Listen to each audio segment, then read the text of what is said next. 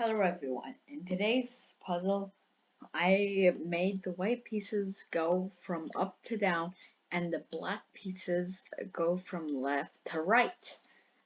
In this position, black and white have the same amount of material. And how do you think white could win? Alright, the first move is queen to d5, and now black only has one move, king to a7, and now rook to b3, attacking the queen. Queen cannot go to a1 because rook b7. Queen takes, and that is checkmate. Queen cannot go to c7 either because same thing happens. So what the queen has to do is give a check. Queen to e5. This check does sacrifice the queen, but you can win the queen back by making this pin. So you're gonna lose the queen anyway, so why don't we sacrifice it for a bishop? We can take the bishop here, and after knight takes f6, we're up a piece, and this should be pretty easy. First bishop b5, we defend the pawn, and what we do from now is try to push the pawn and promote. So king to b6, black will play, and again all black could do is just sit there and wait for white to win. Knight c4 check, king a7, and white tries to win more material, and white also tries to get the pawn to promote to a queen. So here you see the white king has come from here up here, and now the white king is trying to help this pawn promote safely. So king a5, knight c8, black is trying to defend the pawn from promoting. Knight d5, king g5, rook e6, and now black's king is way too far from the action.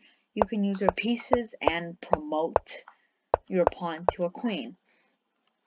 Again here, black should not trade because black is down material. Remember, you should not trade when you don't have a lot of material or your opponent has more material than yours. So rook to d2, one of the most reasonable moves. Bishop c4, knight a7, rook to a8, and here white knight is already trapped. I mean black's knight is already trapped, but I can save it for one more move, but after rook a8, it is trapped, and doesn't matter. It doesn't matter what black plays, he will lose a knight on the next move. Let's say, for example, f4, then we can take the knight, rook d1, rook a8, and now it's just very simple. You push the pawn and you promote to a queen. Or in this case, he sacrifices rook for the pawn. You can give a check to get your pieces closer to the action. Give another check, and now once you take with the king, your pieces are all the way here attacking the king, except for being in the corner standing there, and you need to spend two more moves moving these pieces. So very nice in between moves. f3, rook takes f3, we definitely do not want that pawn to promote. That just makes things more complicated. King e4, rook f4, and here there is a forced mate in 7. Let's see if we can figure it out.